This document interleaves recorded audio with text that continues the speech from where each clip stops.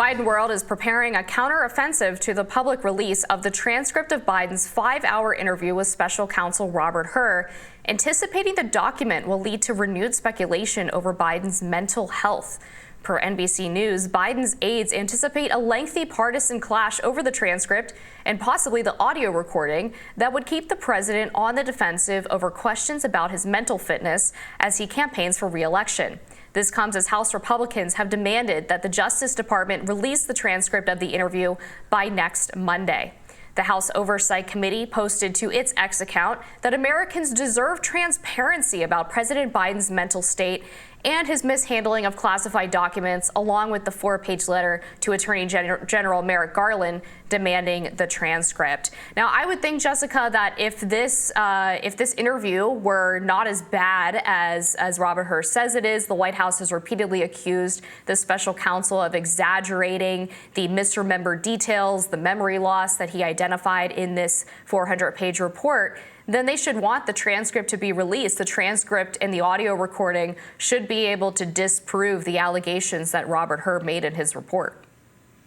Yeah, I can see how it would be taken out of context if Biden was in rough shape that night, given that the events of October 7th were what they were and he was dealing with an international crisis. We know how these things go. When you have an ally of the United States dealing with the attack by Hamas on a settlement that, Israel made, and you have the subsequent fallout of, all ceasefire deals were off. You have Israel preparing for a ground invasion in Gaza, repeatedly bombing Gaza. I imagine the president was probably up all night the night before, right? We had this happen on October 8th and 9th. So I can really see that even someone like me, if I was up all night the night before an interview, would not do so well. But I don't know. We see Biden have all of these gaffes play out on primetime television. We see Biden, forget where the door is, hold up cue cards. We really have enough.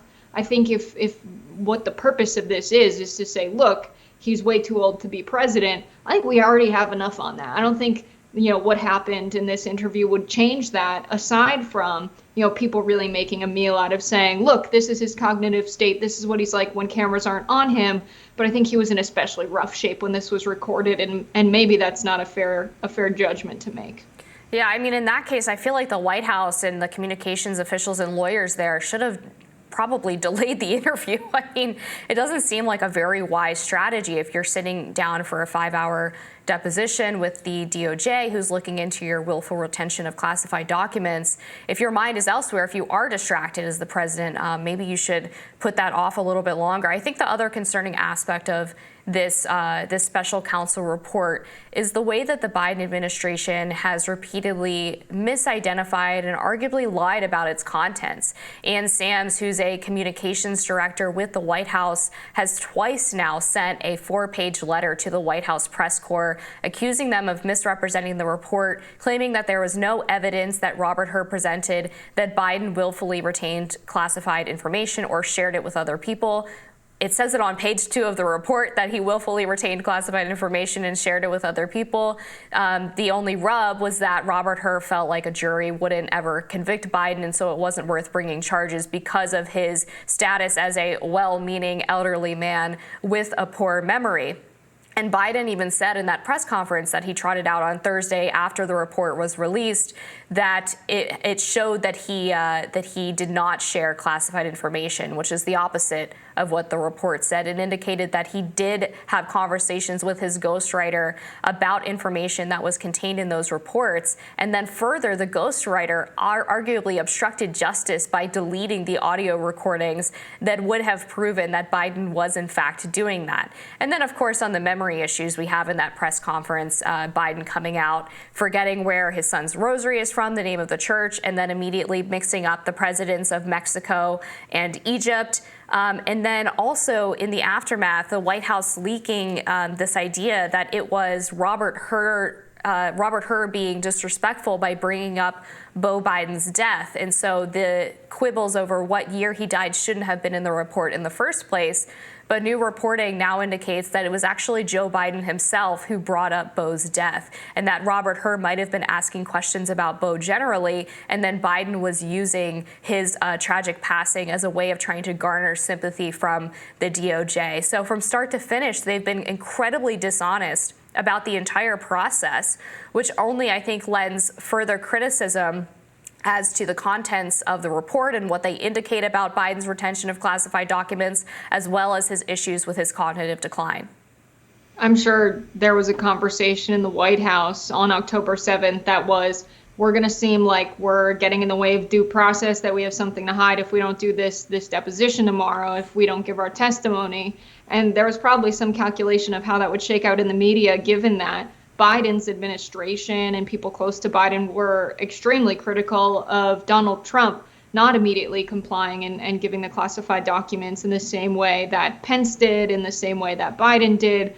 Donald Trump denied that he had documents for a period of time, refused to turn them in. So I think, yeah, Biden probably felt that if he didn't testify, that there would be a media circus about his noncompliance. I think that's why in his speech, when responding to all of this, he said, I complied with everything they asked for. I was in the room for 5 hours giving testimony amidst this international crisis. I think he really made a point of that because it's clear that he didn't push it back for a specific reason.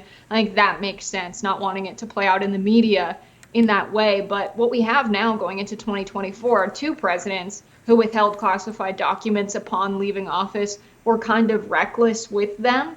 And also you have Biden mixing up the president of Egypt with the president of Mexico, saying the president of Mexico, Sisi, when he really meant to either say Lopez Obrador or the president of Egypt, El Sisi. And then you have President Trump or former President Trump talking about Nancy Pelosi and Nikki Haley and confusing those two. It seems that we're not sending our best, that the people up for office shouldn't be 80 plus years old. We need some people who are younger. It seems to me a national security concern, because if President Biden wasn't sharp enough to be up for a period of time and then do this deposition, a younger guy might have been. And also, was he making his best decisions around the international crisis and his relationship with Netanyahu? He could have had some leverage to say, let's not react disproportionately to this and cause a huge outbreak of violence in the Middle East, which we've seen happen. We need someone who has the energy to differentiate important political figures and also be up during times of international crisis,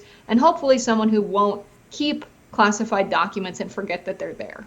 Yeah, I suppose that's kind of my issue with the White House's defense, too, with saying that he basically gets a pass because he did the interview on October 8th, the day after this international crisis broke out, because you would hope that the president is capable of juggling multiple serious issues at a time. I mean, that's basically the whole premise of the job, is that you're going to have more than one crisis probably happening at once during some point in your presidency, and you hope that that person is capable of handling that. I think it's also worth pointing out that the White House had the report from Special Counsel Robert Hur 1 week, or almost one full week, before Biden went out and gave that press conference.